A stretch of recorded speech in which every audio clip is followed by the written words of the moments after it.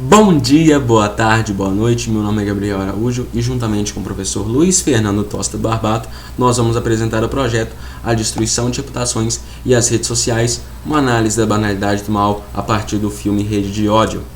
Bom, primeiramente vou introduzir vocês ao conceito de banalidade do mal, da Hannah Arendt, vou falar um pouco sobre o filme Rede de Ódio, farei uma análise entre esses dois elementos, e por fim, na minha apresentação, vou falar um pouco sobre a política após as redes sociais.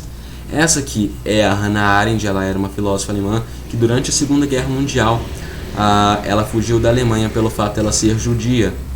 Com o fim da Segunda Guerra Mundial em 1945,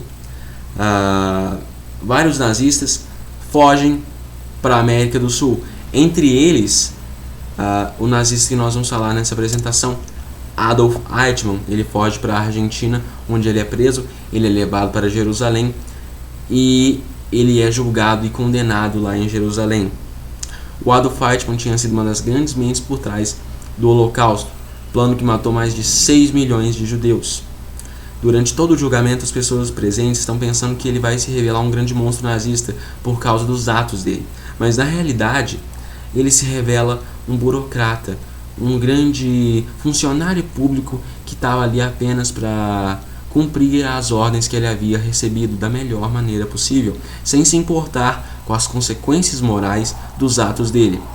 O Adolf Eichmann ele foi examinado por vários médicos, nenhum deles identificou nenhum traço de psicopatia nele, e durante todo o julgamento ele dizia que realmente havia feito tudo o que haviam acusado ele, porém ele não tinha culpa de nada e que ele apenas estava cumprindo ordens. A própria Hannah Arendt, ela vê o Eichmann e fala: nossa, mas ele é muito normal, ele é extremamente normal, é ridiculamente normal. Ela fala isso do Eichmann. E aí ela se faz a pergunta: o que faz um ser humano normal realizar um dos crimes mais atrozes como se não estivesse fazendo nada demais? E assim ela formula o conceito de banalidade do mal, que segundo ela a banalidade do mal é quando o indivíduo pratica o mal de uma maneira quase burocrática. Esse sistema faz parecer que o indivíduo não pratica o mal pelo fato do mesmo estar envolvido em um sistema. Em outras palavras, o sistema pratica o mal e nós, como indivíduos, acabamos tendo nosso lugar diminuído na situação, o que faz parecer que não é culpa do indivíduo, pois o próprio está agindo dentro do sistema. Eu convido vocês a uma reflexão agora. Na Alemanha nazista, era um crime você agredir judeus? Não era. Era um crime você matar judeus? Não era. Então, na Alemanha nazista era um grande sistema onde o mal era normalizado.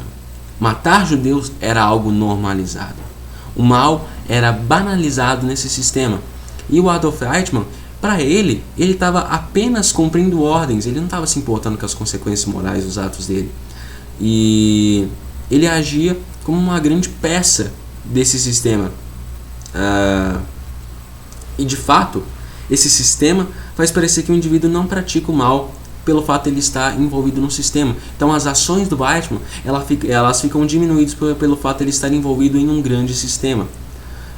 Eu quero muito que vocês tenham entendido o conceito de banalidade do mal, porque ele é importante para o resto da nossa apresentação.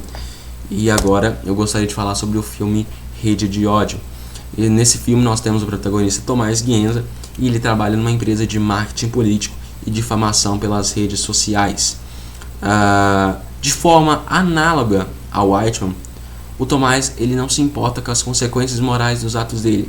Nessa empresa, a primeira missão que ele recebe é de destruir a reputação de uma influência por meio das redes sociais.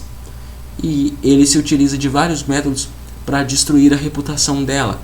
Fake news, cancelamento, ele insufla haters e trolls para xingarem ela nas redes sociais, ele se utiliza de contas fakes para cancelar e enfim gerar o efeito manada, né, da cultura do cancelamento para destruir a reputação dela. Essa empresa ela é paga para destruir a reputação de pessoas.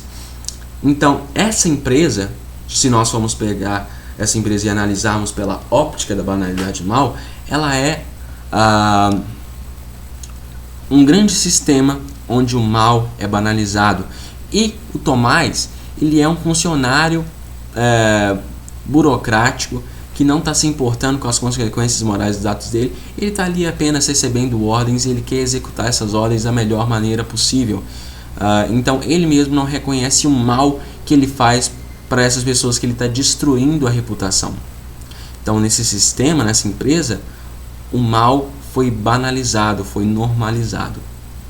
Com isso, nós vemos essas empresas na nossa atualidade e com isso eu faço a pergunta para vocês. As redes sociais mudaram a forma de fazer política? Na realidade, a principal pergunta seria: as redes sociais potencializaram a forma de fazer política? Porque o que nós vemos são os efeitos dessas empresas que são contratadas muitas vezes para destruir as reputações. Uma figura política contrata essas empresas para destruir a reputação do seu opositor político. E isso acontece muito no nosso dia a dia, nós observamos isso.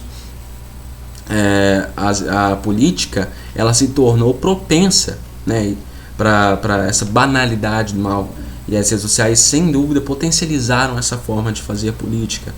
Então eu gostaria até mesmo de citar aqui um caso do filme Rede de Ódio, em que o Tomás é contratado por um político para destruir a reputação de um adversário, um opositor político dessa figura política, que ele contrata os serviços dessa empresa para o Tomás destruir a reputação do seu opositor político, que eram candidatos à prefeitura de Varsóvia no filme. E o Tomás se utiliza dos mesmos métodos que eu citei anteriormente para destruir a reputação desse candidato à prefeitura de Varsóvia que eu citei agora. De maneira análoga, nós vemos isso no nosso dia a dia, e os políticos se utilizam das redes sociais para criar suas bolhas sociais. Por meio dessas bolhas sociais, eles criam comunidades que são leais às suas ideias, e nessas comunidades eles se tornam alienados a essas figuras políticas. Nessas bolhas sociais também eles criam os haters e os trolls que atacam os seus opositores políticos, e é por meio dessas bolhas sociais também que há grande compartilhamento de fake news que também difamam a reputação, que destroem a reputação dessas figuras públicas. Então, sem dúvida nenhuma, a forma de se fazer política foi potencializada pelas redes sociais. E isso eu digo, independente do espectro político, nós vemos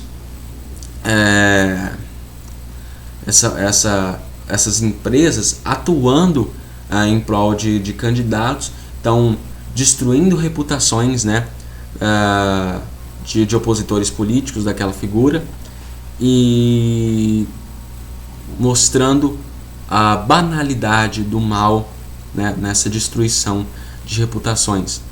Sem dúvida, a política se torna um campo muito propenso para essa banalidade do mal. Bom, eu creio que era isso a apresentação.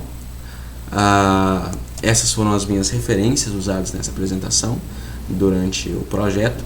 Quero agradecer a você que assistiu até aqui, muito obrigado, e tenha uma boa tarde, boa noite, e até a próxima.